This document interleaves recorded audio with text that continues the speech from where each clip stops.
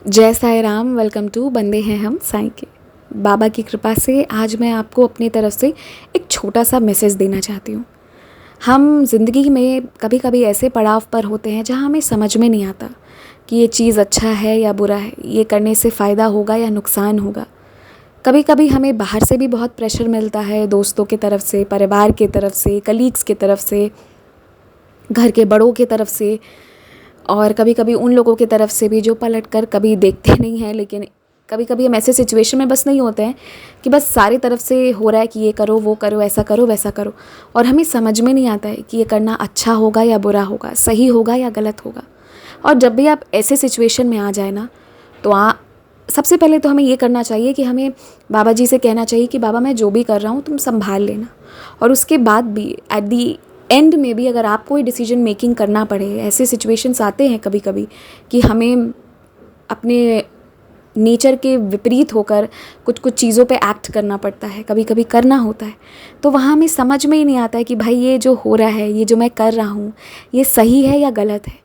तो वहाँ बस आप आंखें बंद कीजिए और दिल से बाबा को याद कीजिए और ये सोचिए कि उसे करने के बाद अगर आपके बाबा खुश होते हैं उस काम से, तो वो काम बहुत अच्छा है, आपके लिए सोना से भी कीमती है वो काम, उसे ज़रूर कीजिए। पर वही अगर उसे काम से आपसे बाबा नाराज़ हो जाएंगे तो वो काम मत कीजिएगा।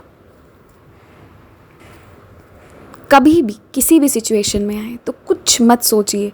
जब अपना दिमाग काम ना करे ना, तो बस इतना सोच लीजिए कि उस काम को करने से मैं अपने साईं के पास जा रहा हूँ या फिर अपने साईं को ही दुख पहुँचा रहा हूँ। बस इतना ही सोच कर और फिर देखिएगा आपके दिल से आवाज़ आएगी कि हाँ तू कर या फिर ना तू ये काम मत कर। आपको खुद रिप्लाई मिल जाएगा और फिर आपको कहीं कभी परेशान नहीं होना पड़ेगा। हर वो चीज़ जो हमें हमारे साईं के करीब ले जाती है ना, हमें हमारे बाबा से जोड़ती है, वो चीज़ बहुत प्योर है, उसकी बहुत इज़्ज़त कीजिए, वो बहुत कीमती है। कभी कभी क्या होता है ना कि कुछ लोग हमारी बहुत निंदा करते हैं या हमें बहुत तकलीफ़ पहुंचाते हैं और हम बहुत नफ़रत करते हैं और हम उस इंसान का प्रेयर बाबा से करते हैं और फिर हम बाबा को बहुत बार कहते हैं बाबा ऐसे संभालो, ऐसे बचाओ, वैसे बचाओ, और वाकई में हमें बाबा के अनुभव भी होने लगते हैं। तो फिर अगर आप ध्यान से नोटिस करें तो वो प्रॉब्लम आई तो ज़रूर थी, लेकिन वो हमें हमारे साईं के करीब ले गई। और इसलिए कहा जाता है कि जो बाबा के बच्चे हैं ना, उसे कभी किसी प्रॉब्लम से भी नफ़रत नहीं करना चाहिए। हमारे मन में कभी किसी के लिए नफ़रत नहीं होना चाहिए, चाहे कितनी बड़ी से बड़ी समस्या भी क्यों ना हो, क्योंकि वो समस्या भी हमें हमारे साईं के करीब ले जा रही है।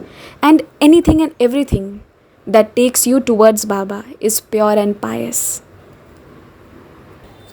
मैं आपको सच बता रही हूँ, आज से 2 साल पहले की बात है। वॉज 19 ईयर्स ओल्ड और एक आंटी थी, मुझे नहीं पता अब वो कौन है, कहाँ है, क्या है, मेरा कोई टच नहीं है अब। तो वो क्या करती थी कि मुझे कुछ कह दी थी, मेरे भाई को जाकर मेरे बारे में कुछ और कह दिया, एंड मुझे वो ऐसे ही रैंडम व्हाट्सएप ग्रुप पर मिली थी, साईं बाबा के किसी ग्रुप पर मिली थी।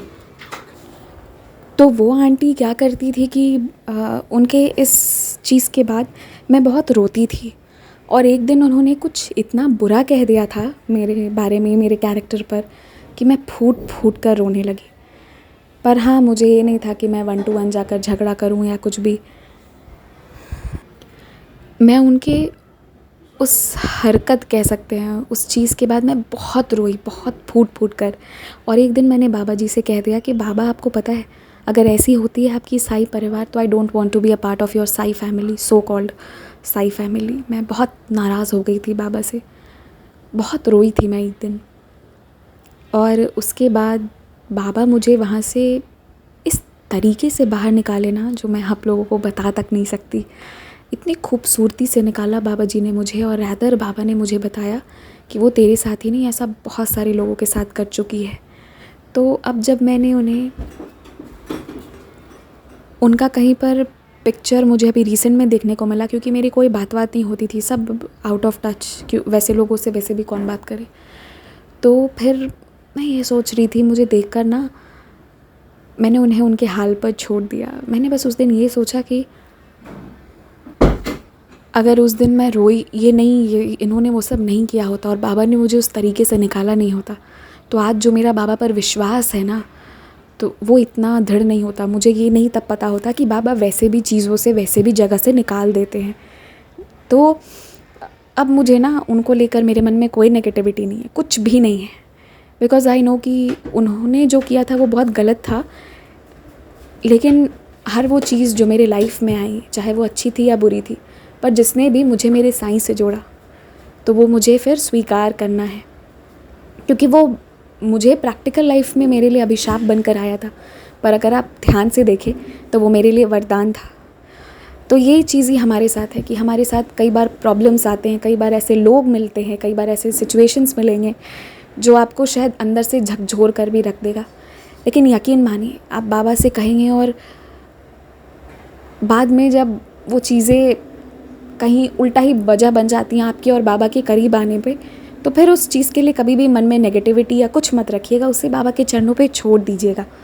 और हमेशा लाइफ में कोई भी डिसीजन लेना हो तो बस ऐसे ही लीजिएगा कि वो काम मुझे बाबा के करीब ले जाता है या मुझे साईं से दूर ले जाता है। आप बाबा को मानते हैं या जिसे भी मानते हैं, मैं ये नहीं कहती कि आप साईं को ही मानो, पर आप जिसे भी मानते हो, फिर चाहे वो कोई भी हो, आप दुर्गा माँ को मानते हो, कृष्ण जी को मानते हो, जिसको भी मानते हो, तो ये चीज़ का हमेशा ध्यान रखिएगा।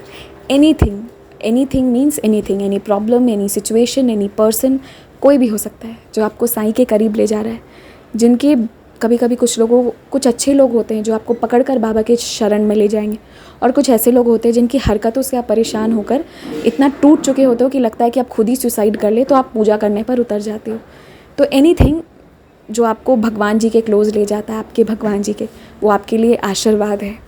और वैसे ही हर वो काम जो आप करें, वो ये सोच कर करें कि वो साईं के करीब ले जा रहा है या दूर। जय साईं राम।